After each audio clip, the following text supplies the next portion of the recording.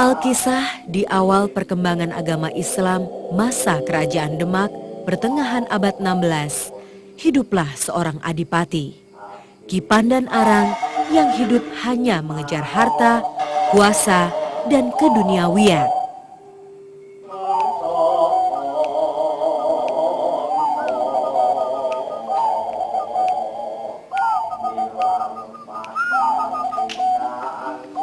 Hei, kamu Pak Tua, mengapa tidak menyapa?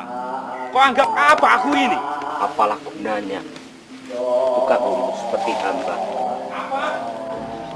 Apa kamu bilang? Bagi sang adipati yang gagah perkasa dan berlimpah harta. Tapi kamu membawa rumput untuk kudaku. Nih, Bukanlah harta yang saya cari, Tuan. Apalah gunanya? Dengan harta menyamar kalau sebagai membuat tukang lupa rumput, dengan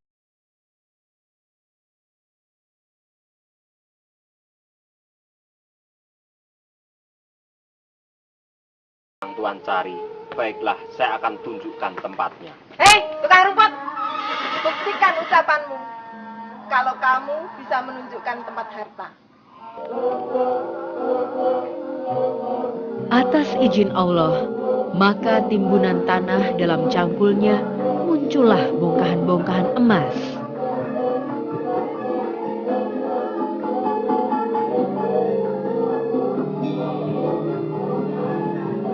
Pandan Arang pun menjadi sadar.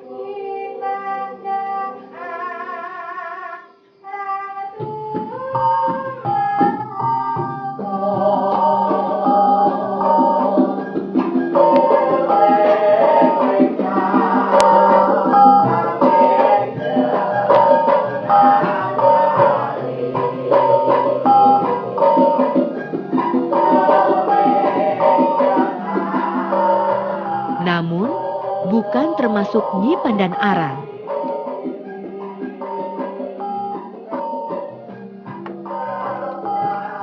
Di saat tertentu, wanita memang terkadang paling lemah ketika bergelimang harta kekayaan. Masih saja tak rela meninggalkan duniawi dalam mengemban misi suci ini.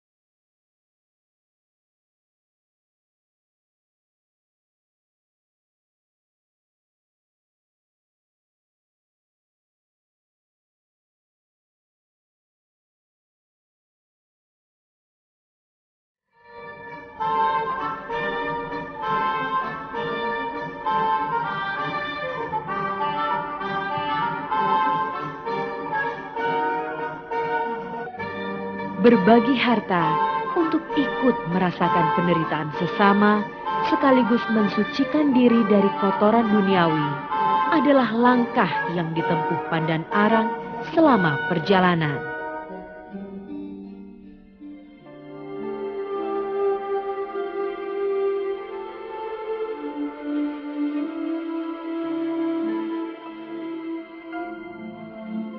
Perjalanan jauh dan perbedaan pandangan hidup membuat Pandan Arang dan istrinya saling berpisah.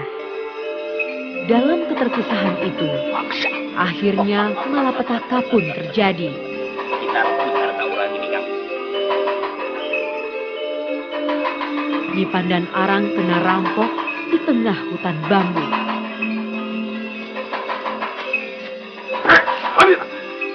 Serahkan tongkat. Jangan, aku tidak membawa apa-apa. Jangan di sana. Aku tidak membawa apa-apa. Jangan di sana. Jangan di sana. Jangan di sana. Jangan di sana. Pupus sudah harapan Nyi Pandan Arang untuk membawa emas, perhiasan, sampai ke tempat akhir perjalanan. Ki Pandan Arang, aku merasa bersalah telah mengabaikan perintahmu. Ternyata memang harta yang kubawa telah menjadi penghalang tujuanku di kita, Ki.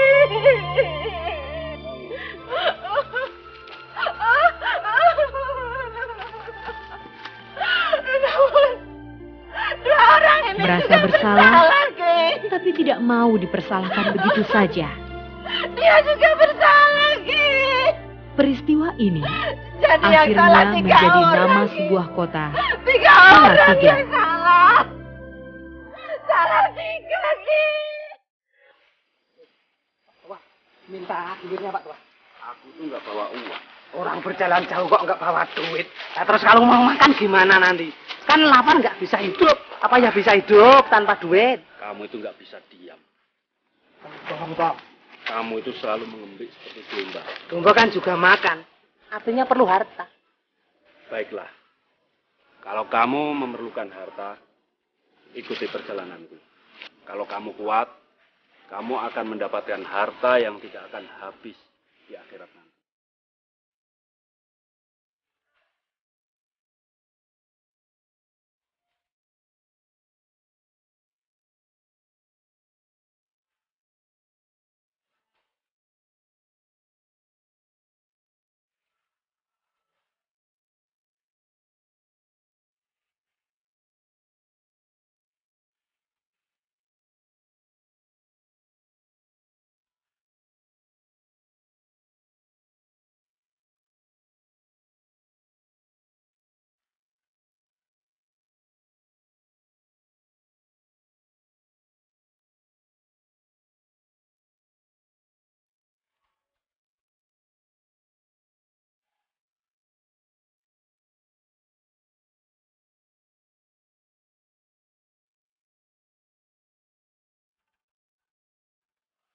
Allah.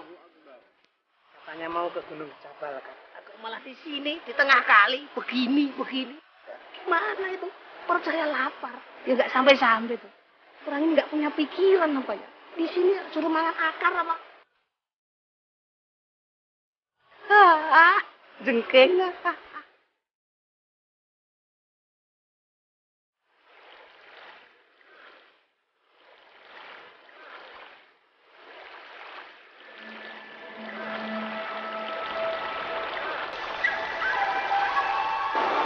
Apa Nyai sudah lupa dengan aku?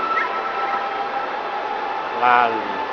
Di sebuah pertemuan sungai, Lebih-lebih tempat peristiwa ini bakal Lali terjadi, dengan tujuan suci Pandan ini. Arang kesal dan berharap agar Nyai, istrinya Nyai. tidak lupa pada misi suci ini. Boya lali. Boya lali, Nyai.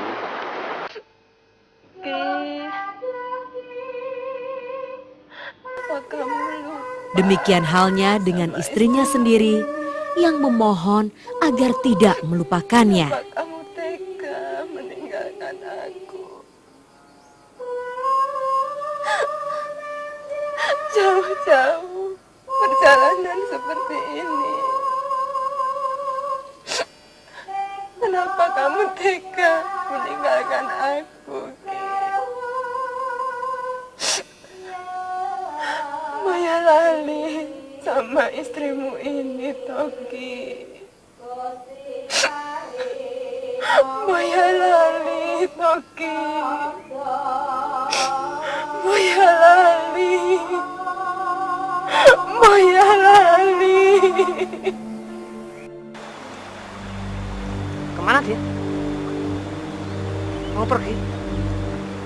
Saya ditinggal.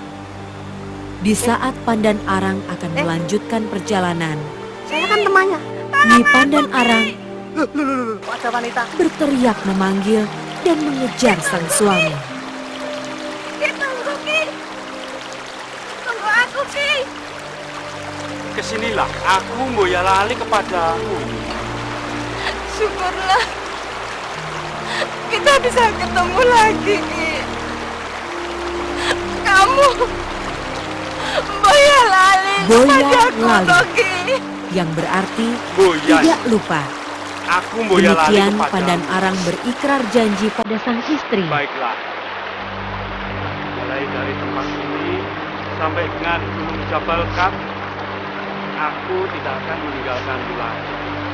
Untuk mengingat pertemuan kita ini, nanti Untuk mewujudkan itu, di keramaian maka zaman Pandan Arang tempat memberikan ini nama aku daerah beri ini nama Boyolali. Boyolali.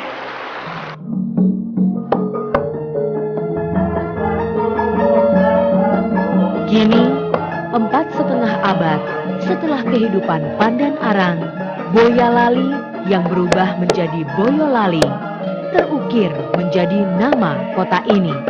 Sebagai kota kabupaten, Boyolali berada di lereng Gunung Merapi dan Merbabu, serta terletak di jantung wilayah Provinsi Jawa Tengah.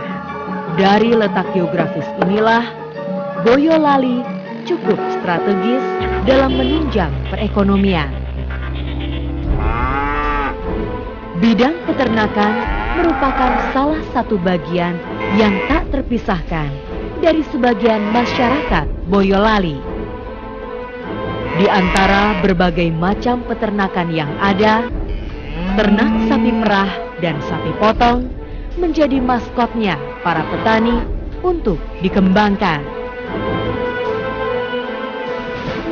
Sejak zaman dulu, Boyolali dikenal dan memiliki ikon sebagai kota susu karena menjadi sentra sapi perah terbesar di Jawa Tengah. Sejalan dengan peternakan sapi perah, populasi ternak sapi potong pun menunjukkan kemajuan. Dengan kondisi geografis yang 1000 meter di atas permukaan laut, saya ingin membangun sebuah peternakan besar dari hilir sampai hulu, sehingga nanti insya Allah akan menjadi percontohan dan insya Allah tidak akan kalah dengan Tapos di Bogor. Masih terkait peternakan, lebih khusus lagi di bidang perikanan lele. Soal perikanan lele, kita telah mampu mengeksplorasi sebuah wilayah desa yang kecil menjadi sentranya peternakan lele, yaitu di Kampung Lele di wilayah Sawit yang perharinya mampu menyuplai kebutuhan 10-11 ton lele di Jawa Tengah. Potensi lain di Kabupaten Boyolali ada di bidang pertanian yang merupakan tulang punggung perekonomian wilayah ini. Untuk pertanian sayur mayur, sisi utama keunggulan tanaman pangan ini memiliki kadar air yang rendah dibanding daerah-daerah lain. Dengan demikian, para pedagang akan memilih sayur mayur di wilayah ini karena tidak mudah membusuk. Sehingga bukan tidak mungkin akan menjadi penyuplai sayur mayur terbesar di Jawa Tengah. Sisi menarik lainnya adalah bidang kesehatan yang terkait dengan pendapatan asli daerah. Pelayanan yang prima, peralatan medis yang memadai, serta biaya yang terjangkau menjadikan RSUD sebagai pemasok PAD terbesar di Kabupaten Boyolali. Yang kira-kira per bulannya menghasilkan sekitar 2 miliar rupiah. Satu hal yang tidak bisa dilupakan dari Boyolali adalah Tumang, sebuah desa kecil yang secara turun-temurun mewarisi budaya tradisional Jawa, yaitu masalah kerajinan tembaga yang secara nasional sudah dikenal. Bandara Internasional Soekarno-Hatta itu merupakan karya terbesar seniman-seniman asal Tumang dengan menampilkan karya kreatifnya dari hiasan lampu hingga dekorasi interior di Bandara Soekarno-Hatta. Untuk aksesoris rumah tangga, berbagai produk kerajinan pun telah dihasilkan. Aneka lampu, berbagai kaligrafi, serta berbagai hiasan lainnya hanyalah menyebut beberapa di antaranya.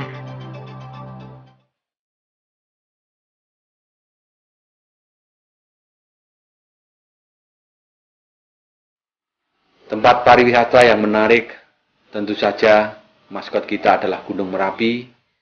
Namun selain itu banyak ditemukan pula wisata tirta dan bahkan wisata rohani, karena di Boyolali banyak peninggalan keraton yang hingga saat ini masih terjaga lestari dan cukup menarik untuk dikunjungi.